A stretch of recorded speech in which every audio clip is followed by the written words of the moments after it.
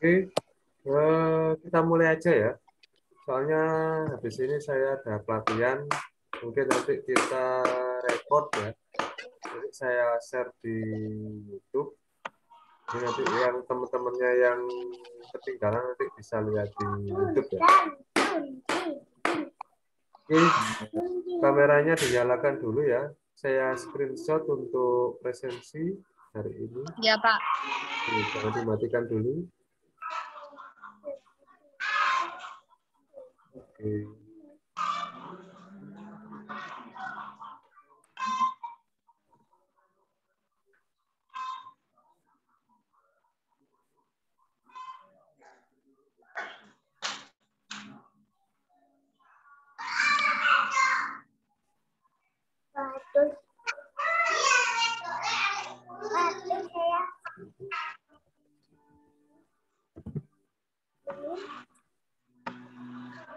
Nah, fokus ke saya ya. Ini di samping saya ini anak saya ingin ikut ini. Ya, Pak.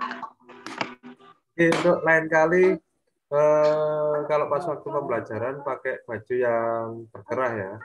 Soalnya nanti kita kan apa namanya belajar ya. Oke, hari ini kita belajar tentang hidrolik ya. Di mana hidrolik sangat dipentingkan di jurusan teknik alat berat. Soalnya semuanya mengandung kekuatan dan apa namanya fleksibilitas ya. Jadi hidrolik sangat digunakan. Ada yang tahu hidrolik itu apa?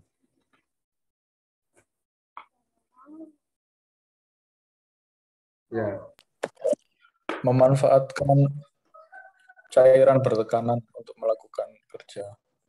apa tadi? Fajar ya? Oke. Jadi hidrolik adalah suatu sistem yang memanfaatkan tenaga fluida atau cairan ya.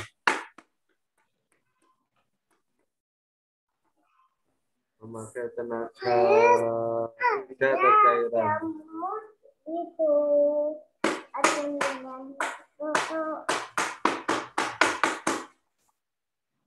Oke, untuk materinya bisa dilihat di grup ya. Sudah saya share di grup. Nanti silakan kalian baca-baca kalau memang ketinggalan ya. Saya share screen dulu.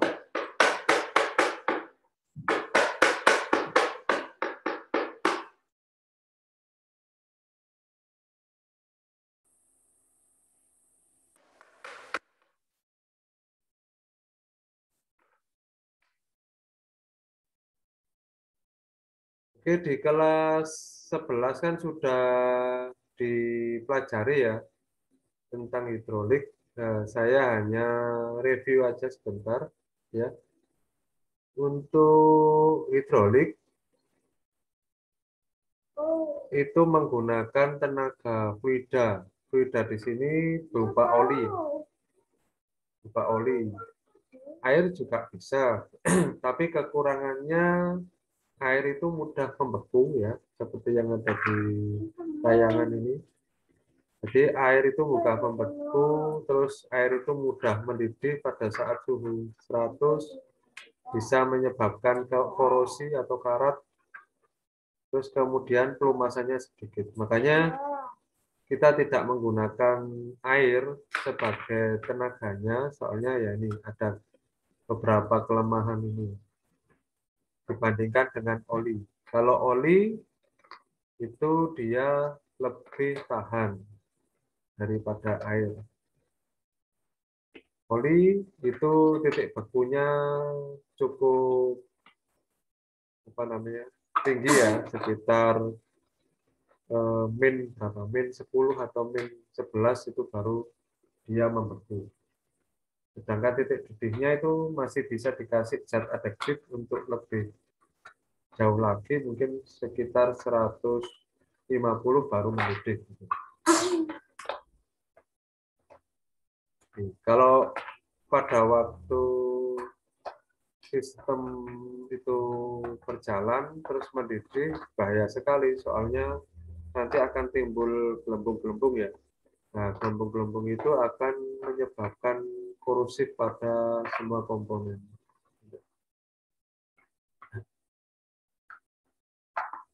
Oke, lanjut. Terus apa bedanya dengan pneumatik? Ada yang tahu? Hidrolik sama pneumatik?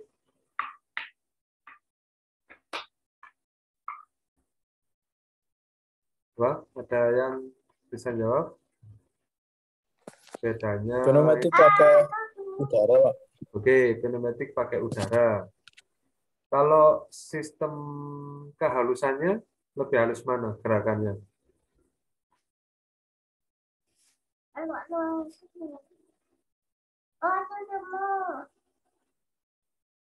Ya, halo. Pneumatik, Pak. Pneumatik. Pernah lihat nggak belakangnya mobil itu kan ada pintu bagasi ya. Nah, pintu bagasi itu dia pakai tenaga pneumatik.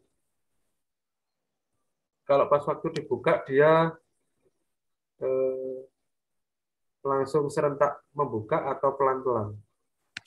Oh, buka. Serentak membuka, Pak. Ya, langsung serentak ya, langsung sentak gitu. Nah, itu pneumatik seperti itu. Dia kalau dibuka langsung menghentak membuka. Kalau ditutup dia menghentak menutup. Nah, berarti pergerakan di pneumatik itu agak kasar dibandingkan dengan hidrolik. Kalau hidrolik itu pelan-pelan jalannya, tapi tenaganya sangat besar. Nah, kayak di eksavator dan lain-lain itu dia pergerakannya semut ya atau halus. Kalau dia hentakannya tinggi, nanti bisa menghantam kemana-mana. Tapi kalau di alat berat, pneumatik itu digunakan di unit kompaktor ya, atau biasanya dinamakan blender ya. Fungsinya untuk memadatkan tanah. Nah, itu kan butuh hentakan ya. Nah, itu dia pakai tenaga pneumatik. Oke, jadi hidrolik itu lebih halus, lebih kuat dibandingkan dengan pneumatik. Kalau hidrolik pakai fluida, kalau pneumatik pakai tenaga udara. Ya. Udaranya ya dari kompresor ya. Itu.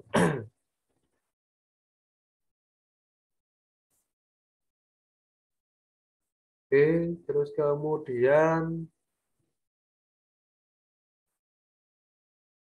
kita yang perlu perhatikan lagi adalah rumusnya ini. Rumus dari kekuatan fluida ya. Biasanya kita pakai F. F itu gaya ya. Terus kemudian pressure atau tekanan, kemudian A adalah luas area. Ini yang harus kita pegang ya, rumusnya ini.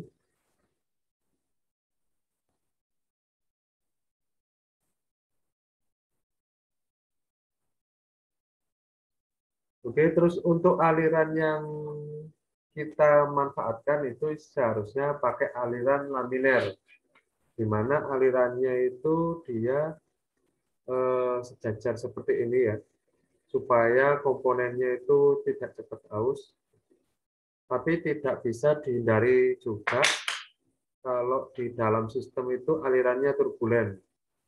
Soalnya banyak kendala, misalnya ada bengkokan, terus ada penyempitan.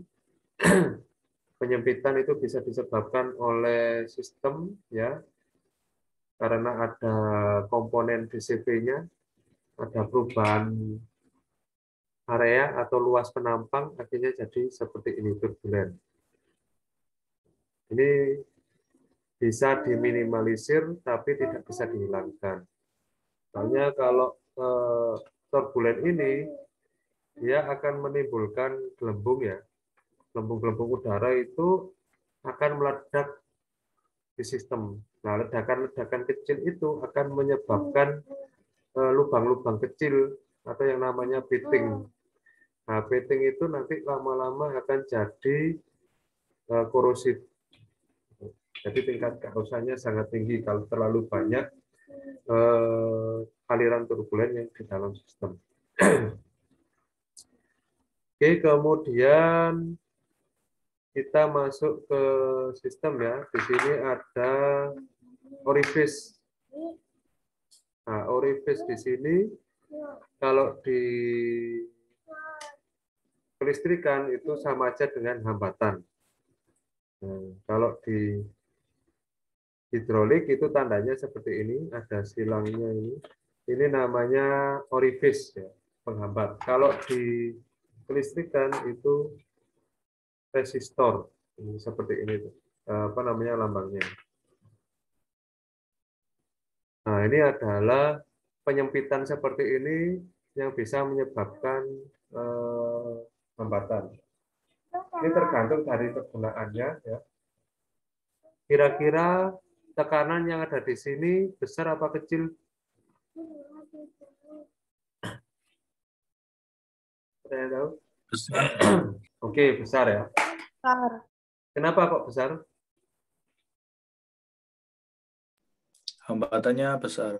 Nah, hambatannya besar. Soalnya volume atau debit ya itu berbanding terbalik dengan tekanan. Kalau di sini debitnya besar, tekanannya kecil. Kalau di sini debitnya kecil atau volume fluidanya kecil, tapi tekanannya tinggi. P-nya tinggi, terus kemudian alirannya atau debit jumlah fluidanya kecil. Kita kembali lagi ke F. P dikali A ya.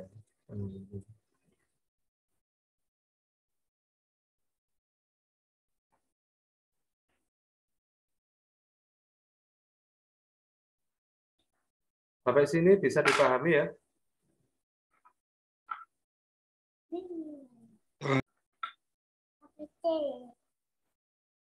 Bisa dipahami ya?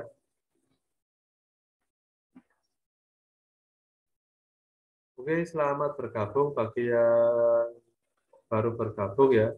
Nanti kalau ketinggalan bisa dilihat di link YouTube ya. Nanti saya share habis ini kalau apa namanya setelah pembelajaran ini nanti bisa dilihat sebelumnya.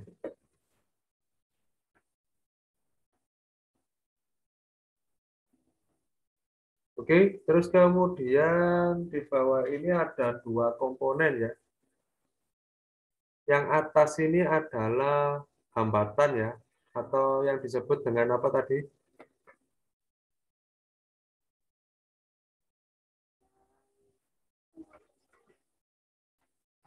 Ya, halo. Nah, orifice ya. Ini yang atas ini orifice.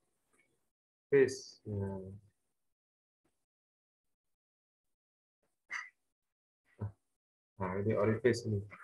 Jadi pertama di sini debitnya besar atau volume orinya besar, terus kemudian dihambat di sini. Nah, tekanannya akan tinggi di sini. Terus kemudian diluaskan lagi. Akhirnya alirannya kembali lagi, tapi tekanannya agak berkurang. Setelah tekanannya agak berkurang, ditingkatkan lagi di sini. Kemudian dibesarkan lagi, akhirnya di sini tekanannya mengecil, volumenya tetap, otomatis tekanannya akan agak menghilang. Ini kalau di orifice ya. Jadi untuk mengatur atau mengecilkan tekanan seperti ini. Terus kemudian kalau yang bawah ini adalah namanya check valve.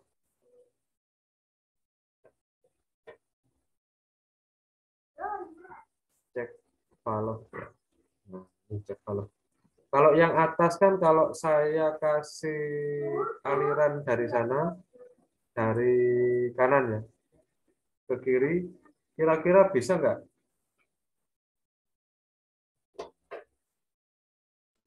Bisa. Nah, bisa. Soalnya tidak ada yang menghalangi ya.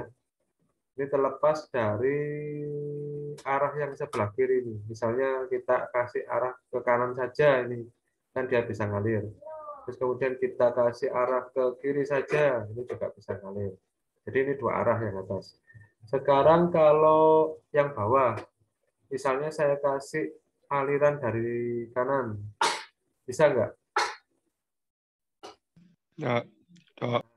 Tidak bisa ya. Karena kalau kita kasih aliran dari kanan, bola ini akan menutupi gerbang yang di sini. Nah, semakin ditekan, dia akan semakin menutup. Otomatis alirannya akan terhenti di sini. Nah, alirannya akan terhenti di sini. Ini namanya check valve. Fungsinya untuk membuat satu arah suatu sistem.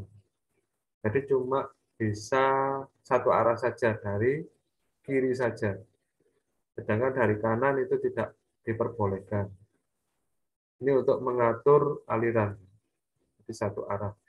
Kalau di kelistrikan itu namanya dioda atau penyearah ya. Penyearah. Ini sama. Check valve itu juga penyearah ya untuk mengatur aliran. Bagaimana? Bisa dibayangkan dan dipahami ya?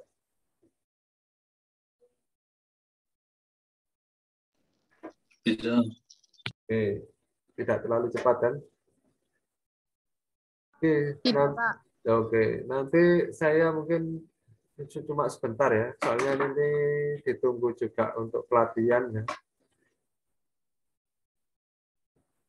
Nah, ini ada pompa ya. Ini ada pompa apa namanya? Pompa hidrolik ya. Ini ada pompa hidrolik. Terus kemudian ini ada DCV atau Directional Control Valve. Terus kemudian yang di sini adalah aktuator. Aktuator atau istilahnya piston ya, atau penggerak akhirnya ya. Bisa nanti motor, bisa piston.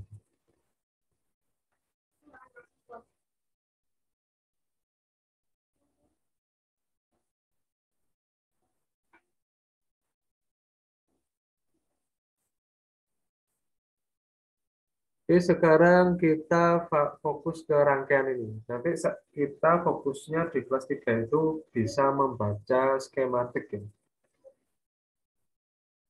Kalau yang di kelas 12 itu kan untuk bongkar pasang ya. Nah, kemungkinan kalau masuk nanti kita ulangi lagi ya cara bongkar dan pasangnya. Tapi yang paling penting di kelas 12 ini kita harus bisa membaca skematik ini. Nah, kita pahami dulu untuk yang B. B ini adalah simbol dari tangki ya. Tangki. Terus yang C ini adalah filter. Filter itu ada strip-stripnya. Nah, ini adalah filter. Terus kemudian yang D ini adalah pompa. Nah, di sini pompanya ada yang kurang ini tandanya. Tandanya kurang apa ini? Pompa arah, Pak. Nah, arahnya ya, atau segitiganya. Segitiganya keluar apa ke dalam ini? Keluar. Nah, segitiganya keluar kalau pompa. Seperti ini. Sulit ini gambar di komputer. Nah, seperti ini ya. Nah, kalau putih seperti ini berarti udara. Tapi kalau kita warnai hitam seperti ini berarti tandanya oli atau fluida. Tapi kalau lingkaran terus kemudian segitiganya ke dalam itu adalah motor. Ya. Beda arah, beda fungsi. Nah, kalau segitiganya menghadap ke atas itu pompa, kalau segitiganya menghadap ke dalam itu motor. Ya, gitu. Oke, terus kemudian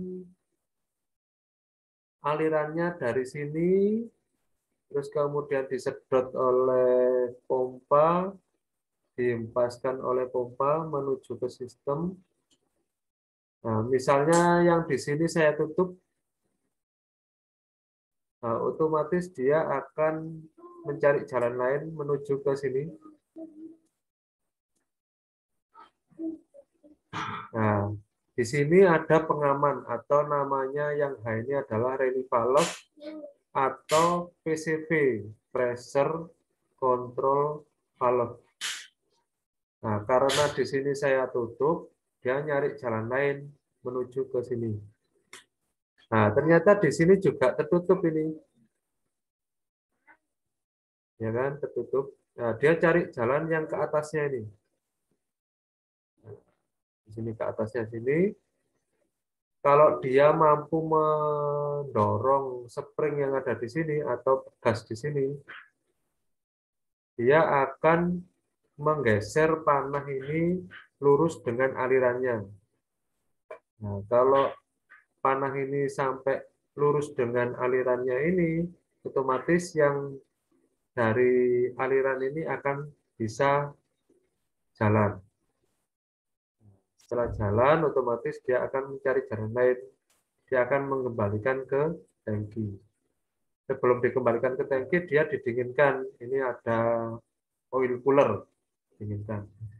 Nah, ini fungsinya untuk mengamankan pompa kalau ada buntu di sistem atau pada saat DCP-nya tidak aktif, pada saat normally close atau tertutup ya, itu akan mengalirkan kembali ke tangki sirkulasi seperti ini.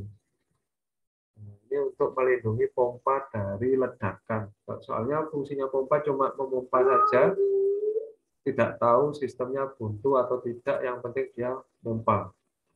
Nah, kalau tidak dikasih pengaman, otomatis dia akan bisa menyebabkan kerusakan pada sistem. Bisa hose-nya pecah, bisa pompanya rusak, dan lain-lain. Bisa dipahami ya?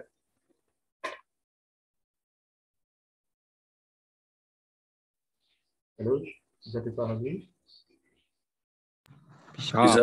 Oke. Bisa, Pak. Terus kalau DCV-nya yang E ini, directional control valve-nya ini diaktifkan, otomatis ini saya hapus ya. Ini buntunya sudah saya hilangkan, otomatis dia bisa mengalir ke aktuator atau piston. Nih. Di apa namanya? Di grup sudah saya kasih link Google Drive. Google Drive di situ ada bentuk RAR. Nah, itu bentuk aplikasi. Nanti silakan kalian download ya. Kalian download dulu. Terus kemudian kalian ekstrak. Nanti kalian cari folder bin. Nah, aplikasinya ada di situ. Cari aplikasi hidrolik fluid sim. Ya, cari yang exe. Itu nanti kalian coba gambar rangkaian hidrolik yang sederhana seperti ini aja ya. Sama seperti ini juga boleh. Terus kemudian aktuatornya kalian ganti dengan motor juga boleh, silakan ya dicoba. Yang penting kalian bisa gambar, terus kemudian nanti coba kalian nyalakan, bisa jalan apa enggak. Untuk minggu depan nanti kita bahas itu ya, saya ajari cara mengoperasikannya. Sekarang kalian siapkan aja di komputer kalian atau di laptop kalian. Untuk aplikasinya kalian coba-coba gambar, rangkaian sederhana aja seperti ini, tidak masalah. Sama ya, lengkap ya. Ada tangkinya, ada filternya, ada pompanya, ada relief valve-nya, terus kemudian ada DCP-nya maupun aktuatornya. Lengkap seperti itu. Nanti coba dijalankan, bisa jalan apa enggak. Nanti dia akan bisa bergerak ya. Pistonnya bisa maju, bisa mundur, alirannya juga terlihat. Mungkin Itu ya untuk pertemuan hari ini. Ada yang ditanyakan?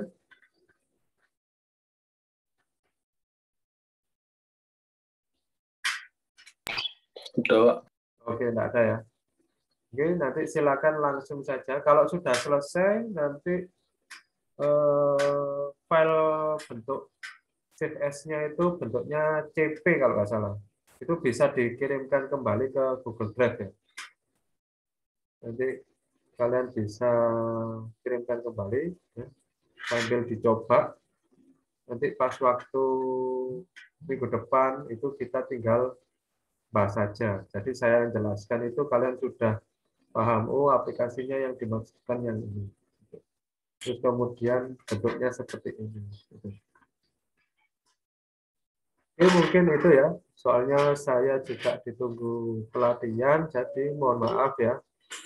Jadi untuk pembelajaran hari ini cukup sebentar ya. Jadi nanti bisa digantikan di hari berikutnya. Ya. Ini saya screenshot untuk yang datang hari ini. Mudah-mudahan nanti bisa lebih banyak lagi nih minggu depan. Kita menyesuaikan jadwal di sekolah ya, jam 7 pagi. Oke, mungkin itu ya. Kalau tidak ada yang ditanyakan untuk materi hari ini, saya cukupkan hari ini. Sekian ya. Bila ada salah-salah kata, saya mohon maaf yang sebesar-besarnya. Assalamualaikum warahmatullahi wabarakatuh. Waalaikumsalam warahmatullahi wabarakatuh. Waalaikumsalam warahmatullahi wabarakatuh. Waalaikumsalam warahmatullahi wabarakatuh.